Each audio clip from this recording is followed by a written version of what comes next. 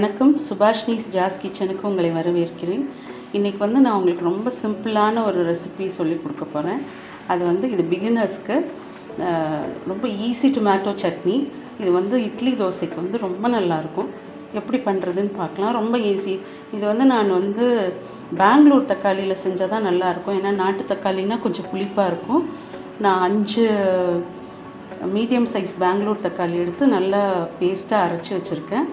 அந்த மேலே ஒரு தலைப்பு மாதிரி இருக்கும்ல, அதை நம்ம கட் பண்ணிடணும். அது ஏதோ நல்லதில்லைன்னு சொல்கிறாங்க, அதை நம்ம கட் பண்ணிடலாம்.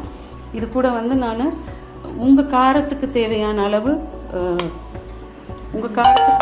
அளவு சில்லி பவுடர் சேர்த்துக்கங்க. நான் இப்போ 1 ஸ்பூன் சேர்த்துருக்கேன். அப்புறம் 1/2 ஸ்பூன் மஞ்சத்தூள்,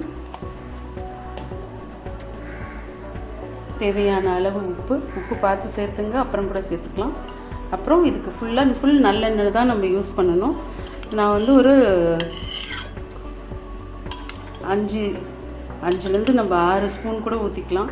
எவ்வளோ நல்லெண்ணெய் சேர்த்தாலும் நல்லா டேஸ்ட்டாக இருக்கும். அவ்வளோதான். இதை மிக்ஸ் பண்ணிவிட்டு அப்படி நம்ம ஸ்டவ்வில் வச்சு மூடிடணும். சிம்மில் வச்சு மூடிடுங்க, இல்லைன்னா அது ரொம்ப தெளிக்கும். அது அப்பப்போ எடுத்து கிளறிக்கணும். பார்க்கலாம் எப்போ ரெடி ஆகுதுன்னுட்டு.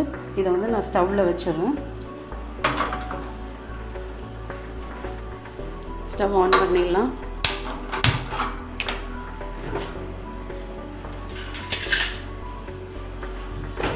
நல்லா மிக்ஸ் பண்ணி விட்டுடுங்க. இதெல்லாம்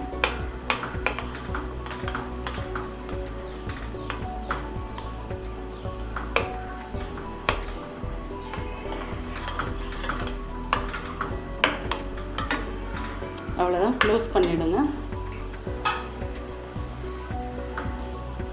நல்ல சிம்லேயே இது வேகணும். க்ளோஸ் பண்ணிடலாம்.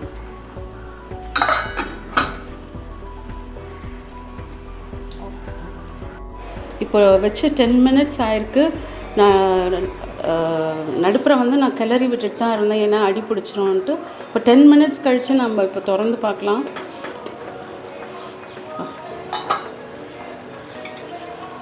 இப்போ நல்ல பச்சை ஸ்மெல்லாம் போயிடுச்சு. ஆனால் இன்னும் கூட கொஞ்சம் ட்ரை ஆகணும். அந்த எண்ணெய் பிரிஞ்சு வரணும். க்ளோஸ் பண்ணிடலாம். திருப்பியும் ஃப்ளேம் ரொம்ப லோ ஃப்ளேம்லேயே இருக்கட்டும், இல்லைன்னா தீஞ்சிரும். கொஞ்சம் நடுப்புற நீங்கள் அப்பப்போ எடுத்து மிக்ஸ் பண்ணி விட்டுறது ரொம்ப நல்லது.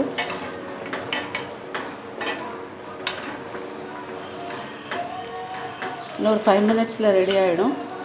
நம்ம திருப்பி க்ளோஸ் பண்ணிடலாம். ஏன்னா மேலே அப்படியே தெறிக்குது அது. இப்போ 7 மினிட்ஸ் ஆயிருக்கு. நம்ம திறந்து பார்க்கலாம்.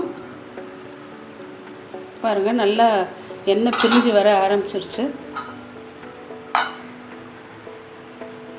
நல்லா மிக்ஸ் பண்ணி விட்டுடலாம். நீங்கள் கொஞ்சம் அப்பப்போ ஒரு 1 and 2 மினிட்ஸ் நீங்கள் திறந்து பார்த்து மிக்ஸ் பண்ணிவிடுங்க. அப்போ நம்மளுக்கு அடி பிடிக்காது. ப்ளஸ் நீங்கள் அந்த சமயத்துலேயே நீங்கள் உப்பு காரமும் பார்த்துக்கலாம். அவ்வளோதான், ரெடி ஆகிடுச்சு. நம்ம ஸ்டவ் ஆஃப் பண்ணிடலாம். இது ரொம்ப ஈஸி, ரொம்ப டேஸ்டியாக இருக்கும். இட்லி தோசைக்கு சூப்பர் காம்பினேஷன். இது ட்ரை பண்ணி பாருங்கள்.